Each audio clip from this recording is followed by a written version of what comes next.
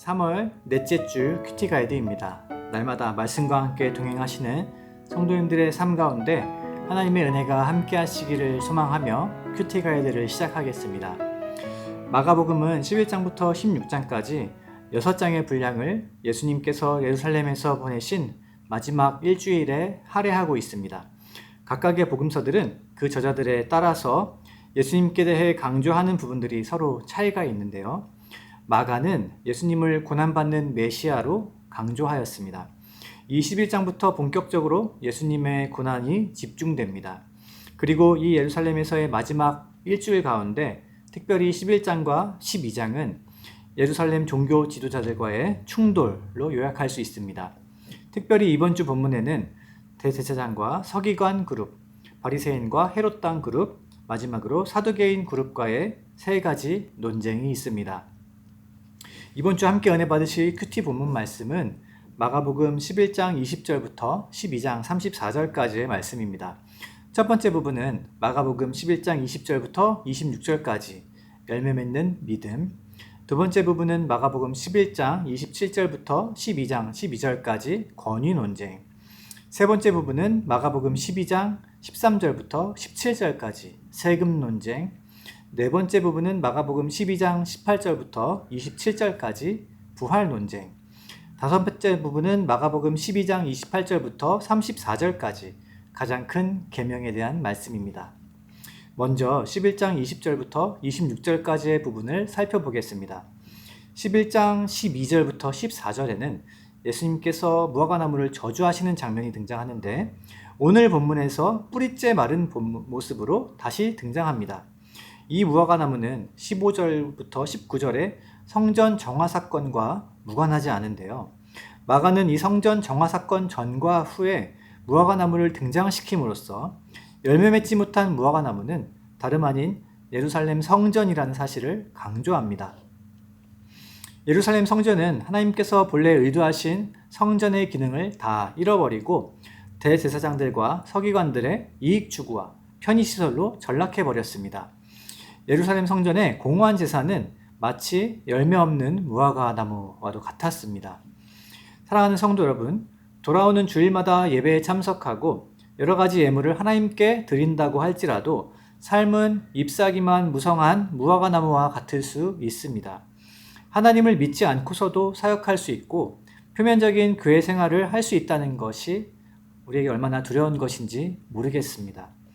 이러한 형식적인 예배보다 더 중요한 것은 삶과 인격에서 사랑과 희락과 화평과 오래 참음과 자비와 충성과 양선과 온유와 절제와 같은 성령의 열매를 거두는 것인데요.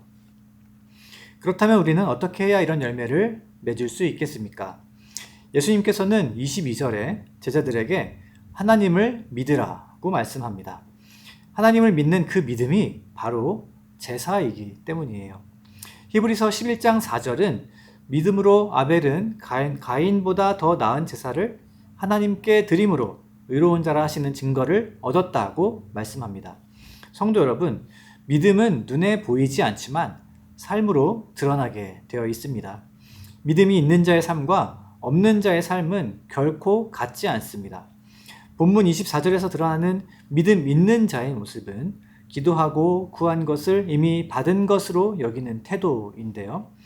내 뜻대로 응답받지 않았다고 해서 응답을 받지 못한 것은 아닙니다. 하나님께서는 우리의 기도를 들으시고 하나님의 때에 가장 좋은 것을 우리에게 주시는 분이십니다.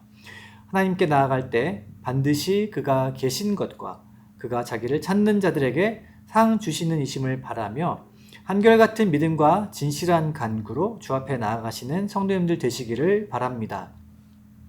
다음 두 번째 부분을 살펴보겠습니다. 마가복음 11장 27절부터 예수님과 종교 지도자들 간의 본격적인 논쟁이 시작됩니다. 첫 번째 논쟁은 권위 논쟁인데요. 권위에 대한 질문은 예수님께서 이후에 체포되신 후에 대제사장 앞에서 다시 질문을 받으시는 것과 연결됩니다.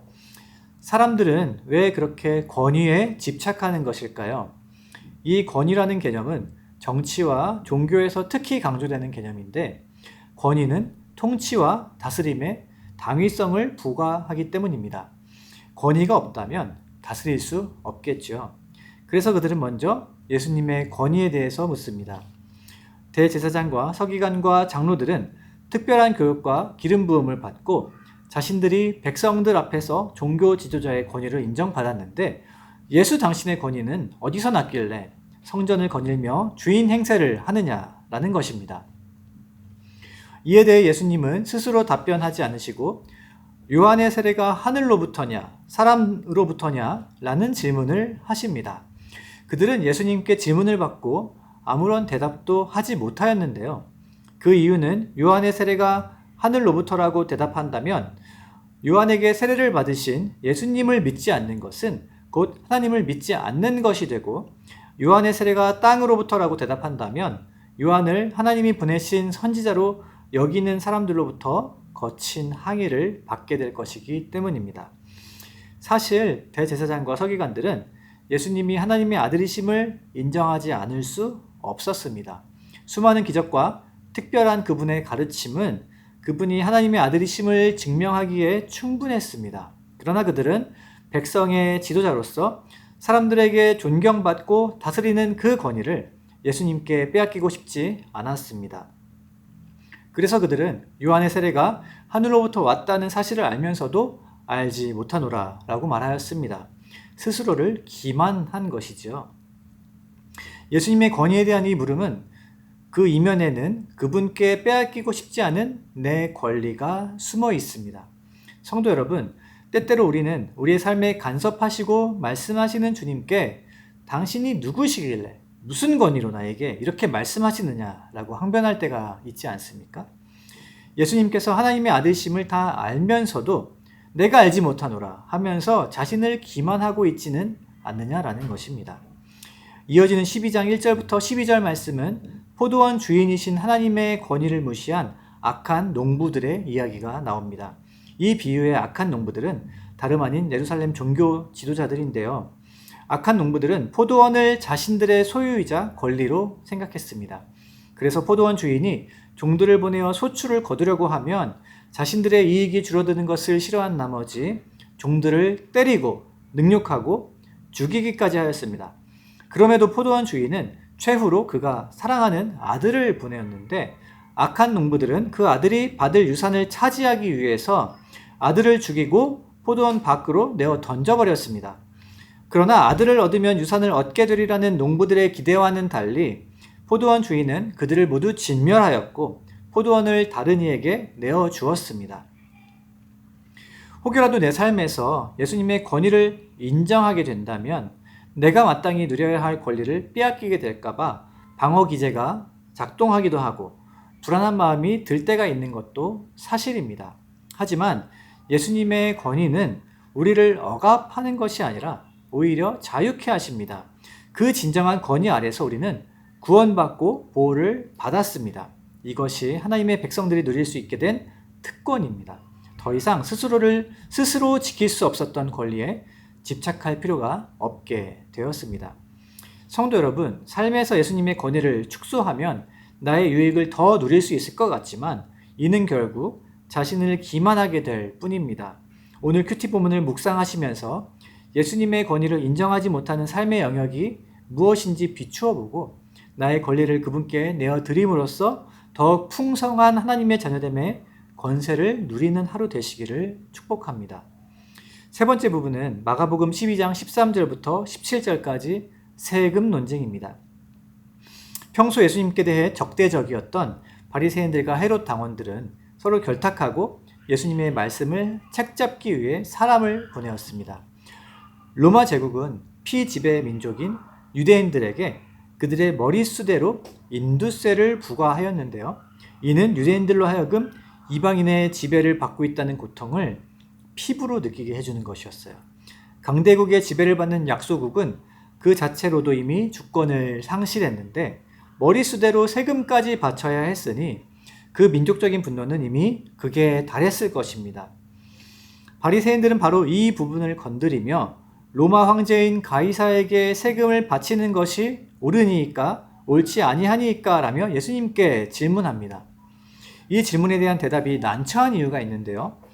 예수님이 만약 세금 내는 것이 옳다라고 하시면 예수님을 추종하던 무리들이 돌아서게 되거나, 세금 내는 것이 옳지 않다라고 하시면 로마 총독에게 반란죄로 고발할 수 있기 때문입니다.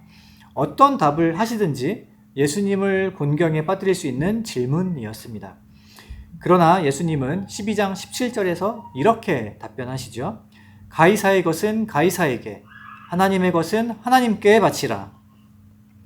당시 로마 제국이 사용했던 동전에는 로마 황제 티베리우스의 얼굴이 그려져 있었고, 신성한 아우구스투스의 아들 아우구스투스 티베리우스라는 라틴어 글자가 새겨져 있었다고 합니다.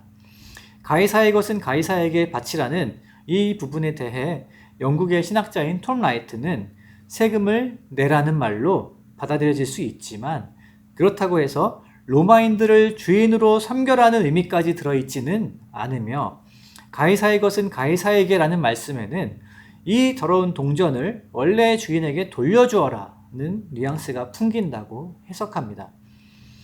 하지만 하나님의 것을 하나님께 드리라는 말씀은 예사롭지 않습니다. 온 천지 만물의 주인이 하나님이시기 때문입니다. 가이사에게 바쳐진 세금의 원래 주인은 하나님입니다. 본문의 세금 논쟁은 단순히 그리스도인으로서 사회적 책임을 다해야 한다는 의미로만 받아들이기에는 다소 무리가 있습니다. 본문은 교회와 국가의 경제 정책에 대한 예수님의 입장을 드러내는 것이 아니라 가이사보다 더 큰 권세 위에 계신 하나님께 복종해야 할 것을 말씀하고 있습니다. 세상의 권세와 주관자들 위에서 그들을 다스리시는 역사의 주관자 되시는 하나님께 순종하며 하나님의 것을 하나님께 드리는 성도님들 다 되시기를 바랍니다. 다음은 마가복음 12장 18절부터 27절까지 부활 논쟁에 관한 부분입니다. 본문에는 당시 유대 분파 가운데 하나인 사두개파 사람들이 등장하는데, 유대 역사가인 요세푸스는 이 사두개인들을 어떤 분파라고 하기보다는 유대 사회의 귀족이었다고 평가합니다. 부유한 귀족이었던 사두개인들은 모세 오경만 성경으로 인정하였습니다. 이들이 부활을 믿지 않은 이유는 모세 오경에 부활에 대한 언급이 없기 때문이고, 주전 2세기 때 부활 신앙을 가진 이들의 대범하고도 위험한 혁명운동이 있었기 때문입니다. 그래서 그들은 부활 신앙을 정치적으로 매우 위험하다고 보았습니다. 무엇보다 사두개인들은 부유하고 권력이 있었기 때문에 사후세계와 부활을 필요로 하지 않았어요. 사두개인들은 예수님을 찾아와서 모세 오경 가운데 신명기 25장 5절을 근거로 예수님을 공격하는데요. 그 내용은 어떤 남자가 결혼했지만 자식이 없이 죽었는데 그의 6 동생들이 형의 대를 잇기 위해 형수에게 각각 장가를 간다면 부활의 날 이 여자는 도대체 누구의 아내가 되겠느냐라는 질문이었습니다. 그들이 이렇게 질문한 이유는 부활이 없다는 답을 듣고 싶었기 때문일 것입니다. 이에 대해 예수님은 그들의 2가지 오해를 지적하시는데요. 첫 번째는 24절 말씀과 같이 성경과 하나님의 능력을 오해했다고 말씀하십니다. 사두개인들은 죽음 이후의 삶이 이 세상에서의 삶의 연장이라고 생각했습니다. 하지만 성경에서 말씀하고 있는 부활 교리의 핵심은 새로운 육체를 입고 변화되는 것입니다. 고린도전서 15장은 부활할 때 다시는 썩지 않는 새로운 육체를 입게 될 것이라고 말씀합니다. 다른 누구보다도 예수님 자신이 부활의 첫 열매가 되셔서 말로 다 설명할 수 없는 부활의 몸으로 제자들을 찾아오셔서 산 소망이 되셨습니다. 그리고 2번째 오해는 사두개인들이 하나님을 죽은 자의 하나님이라고 오해한 것입니다. 예수님은 사두개인들이 권위를 인정하는 모세 오경인 출애굽기의 본문으로 그들의 주장을 반박하시는데요. 불타는 가시떨기 나무에서 모세를 만나실 때 하나님은 자신을 아브라함의 하나님, 이삭의 하나님, 야곱의 하나님이라고 소개하셨습니다. 이는 과거형이 아니라 현재형이에요. 아브라함과 이삭과 야곱은 하나님과 함께 살아있기 때문에 죽은 자의 하나님이라는 말은 하나님을 표현하기에는 적합하지가 않은 것입니다. 사랑하는 성도 여러분, 사두개인들과 같이 저와 여러분도 부활에 대해 자주 오해하고는 합니다. 이것은 이성이 가지고 있는 한계가 아닐 수 없는데요. 부활에 대한 말씀도 다 이해하기에는 어려움이 있습니다. 그러나 사도 바울은 만약 부활이 없다면 하나님이 그리스도를 다시 살리지 아니하셨을 것이며 우리의 믿음은 헛되고 세상 사람들 중에서 신자들은 가장 불쌍한 사람들일 것이라고 말합니다. 하지만 분명한 것은 십자가에 못 박혀 죽으신 예수께서 부활하셔서 지금도 살아계시다는 사실입니다.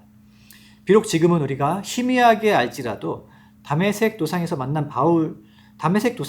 바울이 만난 그 예수님께서 지금도 동일하게 우리의 삶을 영원한 생명의 길로 인도하고 계시는 줄 믿으며 지금 당하는 고난과 좋게 비교할 수 없는 영광을 바라보며 견고히 주님의 일에 더욱 힘쓰는 성도님들 되시기를 축복합니다. 마지막으로 마가복음 12장 28절부터 34절까지의 말씀입니다. 사복음서에는 하나님의 계명에 대한 예수님의 말씀이 기록되어 있습니다. 예수님은 여기서 신명기 6장 4절에 쉐마의 말씀을 인용하십니다. 이스라엘아 들으라 주 곧 우리 하나님은 유일한 주시라. 내 마음을 다하고 목숨을 다하고 뜻을 다하고 힘을 다하여 주 너의 하나님을 사랑하라 하신 것이요 둘째는 이것이니 내 이웃을 내 자신과 같이 사랑하라 하신 것이라. 이보다 더 큰 계명이 없느니라. 이미도 잘 아는 이 두 계명은 어쩌면 너무 잘 알기 때문에 실천하지 못하고 간과하게 되는 말씀이기도 합니다. 이 두 계명은 각각 분리된 것처럼 보이지만 이 두 계명은 하나의 계명입니다. 그럼에도 하나님을 먼저 사랑하라고 말씀하신 이유는 하나님을 사랑할 때 우리는 다른 이들을 더 잘 사랑할 수 있기 때문입니다. 하나님을 사랑하면 하나님의 시선으로 상대를 바라볼 수 있습니다. 그리고 하나님을 사랑할 때 자기 자신을 향한 왜곡된 사랑에서 벗어날 수 있게 되고 하나님의 시선으로 상대를 볼 수 있습니다. 우리는 때때로 사랑이라는 이 개념을 감정적인 느낌으로 받아들이지만 독일의 철학자 에리 프롬은 사랑의 기술이라는 그의 책에서 사랑한다는 것은 아무런 보증 없이 자기 자신을 맡기고 우리의 사랑이 사랑을 받는 사람에게서 사랑을 불러 일으키리라는 희망에 완전히 몸을 맡기는 것을 뜻한다. 사랑은 신앙의 작용이며 따라서 신앙을 거의 갖지 못한 자는 거의 사랑하지 못한다라고 말합니다. 성도 여러분, 사랑은 신앙의 작용이며 믿음이 요구됩니다. 우리가 누군가를 사랑하지 못하는 이유는 손해보는 것이 두렵기 때문은 아닌지 모르겠습니다. 그러나 C.S. 루이스는 사랑과 미움은 복리로 증가한다고 했습니다. 누군가를 미워하며 더 큰 증오로 분노로 삶을 허비하는 것이 아니라 서로 사랑하며 삶을 더욱 풍성하게 누리는 한 주간의 삶이 되시기를 기원합니다.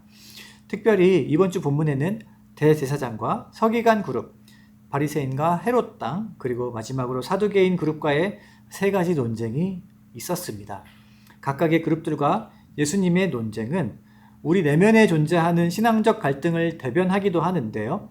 이러한 갈등들이 하나님의 은혜로 해결되고 주를 향한 믿음이 더욱 강화되는 한 주가 되시기를 바라며 묵상하신 내용으로 개인의 기도 제목을 하나님께 올려드리고 공동체의 기도 제목을 놓고 함께 기도해 주시기 바랍니다. 감사합니다.